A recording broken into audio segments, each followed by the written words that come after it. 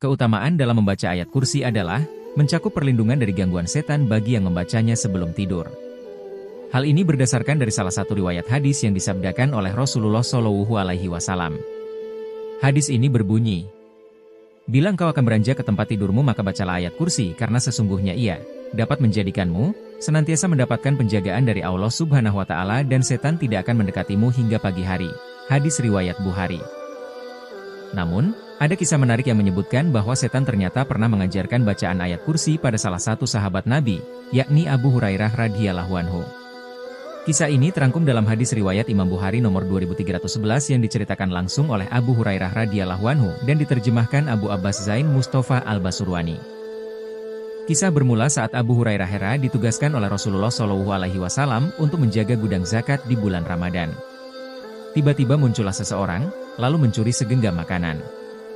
Namun kepintaran Hurairah memang patut dipuji, kemudian pencuri itu kemudian berhasil ditangkapnya.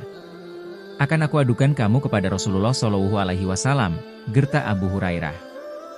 Bukan main takutnya pencuri itu mendengar ancaman Abu Hurairah, hingga kemudian ia pun merengek-rengek. "Aku ini benar-benar dalam keadaan butuh. Aku memiliki keluarga dan aku pun sangat membutuhkan ini." Maka pencuri itu pun dilepaskan. Keesokan harinya, Abu Hurairah melaporkan kepada Rasulullah Shallallahu Alaihi Wasallam. Maka bertanyalah beliau, "Apa yang dilakukan kepada tawananmu semalam, ya Abu Hurairah?" Ia mengeluh, "Ya Rasulullah, bahwa dia mengadukan bahwa dia dalam keadaan butuh dan juga punya keluarga. Oleh karena itu, aku begitu kasihan padanya sehingga aku melepaskannya," jawab Abu Hurairah. Rasulullah Shallallahu Alaihi Wasallam bersabda, "Dia telah berdusta padamu dan dia akan kembali lagi." Aku pun tahu bahwasanya ia akan kembali sebagaimana yang Rasulullah Shallallahu Alaihi Wasallam katakan, maka penjagaannya diperketat, dan kewaspadaan pun ditingkatkan. Dan benar juga, pencuri itu kembali lagi. Lalu ia mengambil makanan seperti kemarin. Dan kali ini ia pun tertangkap. "Akan aku adukan kamu kepada Rasulullah Shallallahu Alaihi Wasallam," ancam Abu Hurairah, "sama seperti kemarin." Dan pencuri itu pun sekali lagi meminta ampun, "Biarkanlah aku ini benar-benar dalam keadaan butuh. Aku memiliki keluarga dan aku tidak akan kembali setelah itu." Kasihan juga Abu Hurairah mendengar keluhan orang itu. Dan kali ini pun ia kembali dilepaskan.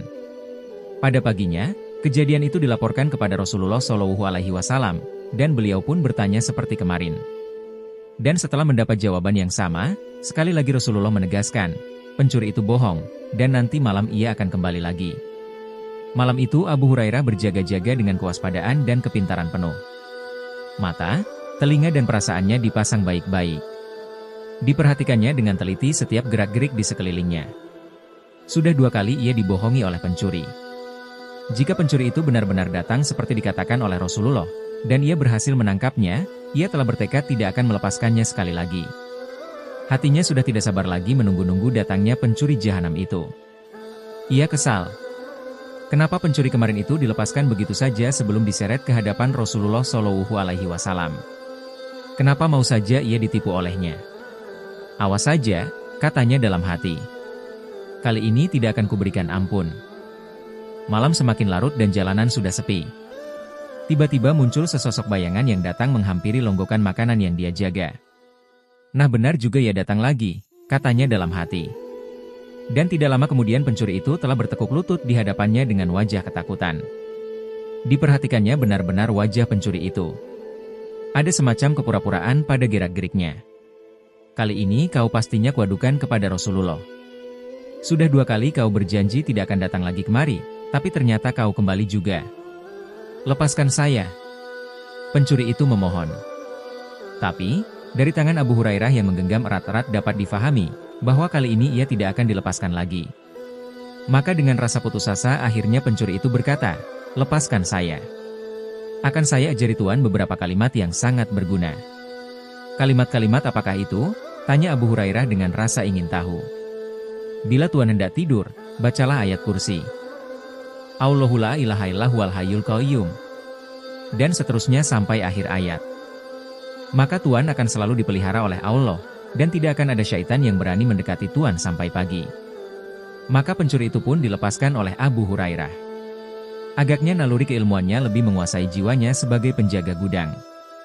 Dan keesokan harinya, Ia kembali menghadap Rasulullah Shallallahu Alaihi Wasallam untuk melaporkan pengalamannya yang luar biasa tadi malam. Apa yang dilakukan oleh tawananmu semalam? Tanya Rasul sebelum Abu Hurairah sempat menceritakan segalanya. Ia mengajariku beberapa kalimat yang katanya sangat berguna. Lalu ya saya lepaskan, jawab Abu Hurairah. Kalimat apakah itu? Tanya Nabi. Katanya, kalau kamu tidur, bacalah ayat kursi. Allahu la ilaha illa huwal hayyul qayyum. Dan seterusnya sampai akhir ayat. Dan ia katakan pula, jika engkau membaca itu, maka engkau akan selalu dijaga oleh Allah, dan tidak akan didekati syaitan hingga pagi hari. Menanggapi cerita Abu Hurairah, Rasulullah Shallallahu Alaihi Wasallam berkata, pencuri itu telah berkata benar, sekalipun sebenarnya ia tetap pendusta.